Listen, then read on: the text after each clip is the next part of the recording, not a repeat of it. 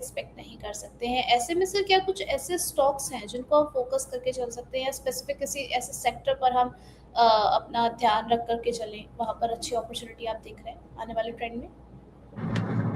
नहीं, देखिए यहाँ पर कोई नया रिकमेंडेशन कहीं भी नहीं है, बट ये एक ही चीज़ है कि हैवी वेट काउंटर्स और जहाँ पर वैल्यूएशन बहुत अच्छे हो गए हैं। इवन हम एचडीएफसी बैंक का ही जिक्र करते हैं, अरे भैया 800 रुपये पर बहुत अच्छे वैल्यूएशन थे, तो आज 700 रुपये पर अगर मिल रहा है, तो 650 रुपये पर मिल रहा है, तो बहुत अच्छे हमें लेवल नज़र आते हैं एचडीएफसी बैंक में। तो हमें हमें ऐसा लगता है कि अगर हैवी वेट काउंटर्स हैं और अच्छे वैल्यूएशन पे यहाँ पर मिल रहे हैं, जैसे आईटी स्टॉक्स का जिक्र हम लगातार करते हैं, और आप देखिए मार्केट की पेन में ही आईटी स्टॉक्स को पार्टिसिपेट करना ही पड़ेगा, क्योंकि इंडेक्स हैवी वेट काउंटर्स हैं। तो वो करेक्शन जरूर इन स्टॉक्स में नजर आती है, लेकिन जो एआई को लेकर खबरें थी, एआई को लेकर जो डर था, वो कहीं ना कहीं अब ये कंपनीज अपने अपने वो न्यूज़ को डाइजेस्ट करती हुई नजर आ रही हैं। इन्वेस्टर ट्रेडर भी वो न्यूज़ को डाइजेस्ट करते हुए नजर आ रहे हैं, तो इसलिए आईटी में बहुत ज़्यादा पेन नहीं है। बाउंस बैक में सबसे पहले अगर कोई भी अगर सेक्टर मूव करेगा, तो हमें लगता है आईटी सेक्टर को मूव करना चाहिए। आईटी सेक्टर जो है आगे के लिए थोड़ा-सा पॉजिटिव इंडिकेशन देता हुआ नज़र आ रहा है। सर हम अगर मार्केट के लेवल्स की बात करते हैं, तो हमने लास्ट ट्रेडिंग सेशन देखा अच्छी बढ़त के साथ जो है मार्केट क्लोज़ हुआ था। आपको लग रहा है कि ये जो हमें आज मार्केट में जिस तरीके से करेक्शन देखने को मिल रहा है, क्लोजिंग जो है वो और नीचे लेवल्स पर होगी? देखिए सेल ऑन राइज पर बाजार चल रहा है, कि ये नहीं कह सकते कि क्लोजिंग पे वो नीचे जाएगा, क्योंकि ऑलरेडी ओपनिंग नोट पे 500 पॉइंट का करेक्शन निफ्टी ने दे दिया है, तो बहुत ज़्यादा चांसेस हैं एक अच्छा बाउंस बैक यहाँ से आएगा मार्केट में।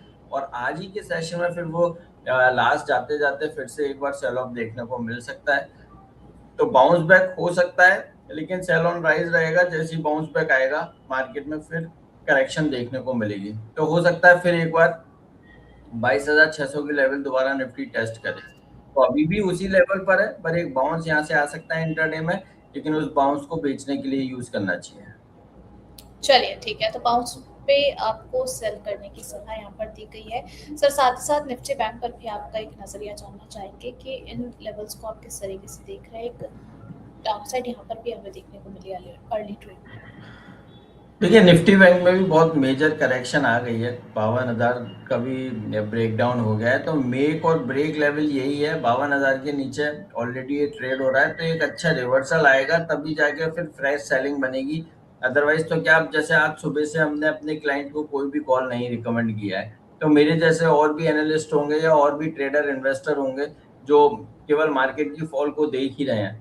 अगर मार्केट में और पैनिक या और करेक्शन देनी है, तो एक अच्छा बाउंस ड्यू है, एक अच्छा बाउंस करेंगे, तब जाके वो लालच में पोजीशन बनाएंगे, देन उसके बाद सेल ऑफ देखने को मिल सकता है। तो बहुत ज्यादा चांसेस है आज के सेशन में एक बहुत अच्छा बाउंस आना चाहिए। अभी निफ्टी 22,615 पर ट्रेड हो रहा है, हो सकता है एक अच्छे बाउंस में 800 तक के लेवल्स देखने को मिल जाए। चलिए ठीक है, तो यहाँ पर बैंक निफ्टी को लेकर भी आपके साथ सर ने व्यू शेयर किया है। यहाँ पर एक सवाल आया है सर, रिया घोष जी का, कह रही हैं कि आज कुछ बाय कर सकते हैं क्या सर इंट्राडे में शॉर्ट टर्म गेन के लिए? नहीं, देखिए मैं सलाह नहीं दे रहा हूँ बाय करने की इंट्राडे में, क्योंकि ट्रैपिंग हो सकती है, आप फंस सकते हैं इंट्राडे में बाय करके आप फंस जाएं। तो बेटर ये थोड़ा सा वेट कीजिए, क्योंकि सेल ऑन राइज का है मार्केट, 2 रुपये 4 रुपये ऊपर आएगा और करेक्शन आया तो हैवी करेक्शन देखने को मिल सकता है, तो इसलिए मेरे व्यू में आज कुछ बाय नहीं करना है। चलिए, तो बाय का रिकमेंडेशन फिलहाल के लिए नहीं दिया गया है आप लोगों को। सर हम गोल्ड सिल्वर में भी देख रहे हैं एक मेजर डिक्लाइन, वहाँ पर भी हमें आता हुआ नजर आया। हाई से अपने काफ़ी ज़्यादा नीचे आ चुकी हैं गोल्ड और सिल्वर दोनों की ही कीमतें। आपका आउटलुक इस पर क्या बन रहा है? देखिए हमारा आउटलुक तो शुरू से नेगेटिव था गोल्ड और सिल्वर पर, और मुझे याद है कि ये 1,70-75 पे भी हमसे क्वेश्चन पूछा गया था गोल्ड, और हमने बोला था 1.25 लाख आएगा, 1,25,000 वहीं पर पोजीशन बनानी है।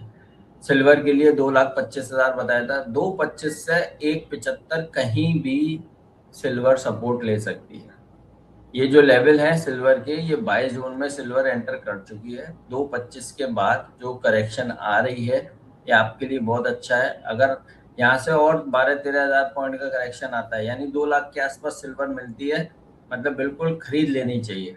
और गोल्ड भी 1,25,000। और मैं बोल्डली बोल रहा हूँ कि जिन लोगों की भी मैरिज रिलेटेड जो लोग गोल्ड खरीदते हैं, इवन उर्वशी जी आपके लिए भी एक सलाह है, अगर आप गोल्ड खरीदना चाहती हैं रिलेटेड टू योर मैरिज और आगे के लिए भी, तो ये 1,25,000 पर गोल्ड बहुत अच्छा है, तो खरीद के रख लीजिए। इवन 5-6 महीने के नज़रिए में भी अगर खरीदेंगे तो बहुत अच्छे रिटर्न यहाँ से गोल्ड में देखने को मिलेंगे। सिल्वर हाईली वोलेटाइल है, तो सिल्वर को अवॉइड करेंगे खरीदना। जो लोग खरीदना चाहते हैं खरीद सकते हैं, 2 लाख के पास से बाइंग जोन है सिल्वर में, लेकिन बीइंग एन इंडियन और हम लोग हमेशा गोल्ड को प्रायोरिटी देते हैं फॉर इन्वेस्टमेंट पर्पज और फॉर अपने तिजोरी में रखने के लिए। तो गोल्ड 1,25,000 पर बहुत अच्छी अपॉर्चुनिटी है, खरीदारी करने की सलाह हो। चलिए, ये जो मेरी मम्मी वैसे डेली सारे शोज़ देखती हैं और वो डेली मुझे फ़ोन करके पूछती भी है। जब प्राइसेस ऊपर बढ़ रहे थे तो वो हमको पूछती थी कि उर्वशी, तुम तो बात करती है एक्सपर्ट से, आपको तो आइडिया लग गया होगा कि कब खरीदारी कर सकते हैं। आज वो शो सुनेंगे तो उनको बिल्कुल आइडिया लग जाएगा उन्हें कब खरीदारी करनी, क्योंकि उनका ये बहुत बड़ा एक पेन बन गया था कि कब खरीदारी करें, इतने प्राइस बढ़ते जा रहे हैं, हमें मौका ही नहीं मिलेगा। आज उनको जो है कि यहाँ पर सलाह उनको भी मिल गई है। चलिए ठीक है। तो खरीदारी जो है करने के मौके गोल्ड और सिल्वर में आप लोगों के लिए बन रहे हैं। ऐसे में सर ये भी समझना चाहेंगे जिनके पास ईटीएफ है, उनके लिए क्या स्ट्रैटेजी बन रही है? उनको क्या होगा? देखिए ईटीएफ में कोई प्रॉब्लम नहीं है, क्योंकि जो लोग 1.70 पर, 1.50 पर, 1.60 पर ईटीएफ में इन्वेस्टेड हैं जब से लेके अब तक, या अगर सिल्वर की बात करते हैं तो 4 लाख रुपए के पास से सिल्वर में अगर वो लोग अभी भी इन्वेस्टेड हैं, तो अब ईटीएफ में अब तो प्रॉब्लम वाली कोई बात ही नहीं है। जो कुछ डिस्काउंट होना था वो कुछ हो चुका है, तो अब यहाँ से तो ज्यादा से ज्यादा वर्स्ट क्या होगा। देखिए मैं 1.75 का लेवल आपको दे रहा हूँ, ज्यादा से ज्यादा 1.75 आएगा, उसके बाद ऐसा तो है नहीं 1.5 लाख आ जाएगा, 1 लाख आ जाएगा, 50,000 हो जाएगा, नो। उसके बाद वर्स्ट सिनेरियो में कंसोलिडेशन देखने को मिलेगा, 2,01,70, 2,01,70। तो कंसोलिडेशन में भी आपको बने रहना है, लेकिन 1.75 से नीचे सिल्वर जाना नहीं चाहिए और ना ही जाएगा। मैक्सिमम डाउनसाइड यही सिल्वर की हो सकती है, तो इसलिए कंसोलिडेशन हो सकता है, कंसोलिडेशन के बाद फिर तेजी बन जाए, बट ऐसा नहीं होगा कि और क्रैश देखने को मिलेगा। जो कुछ आना था वो आ चुका है, तो इसलिए हमारे व्यू में कंसोलिडेशन तक हो सकता है, बाउंस बैक आना चाहिए। तो इसलिए सिल्वर में मैक्सिमम डाउनसाइड 1.75 तक आ सकती है, गोल्ड में मैक्सिमम डाउनसाइड 1.25 तक हो सकती है, 1.30 के आसपास कहीं भी गोल्ड मिलता है, 100% बाइंग अपॉर्चुनिटी है।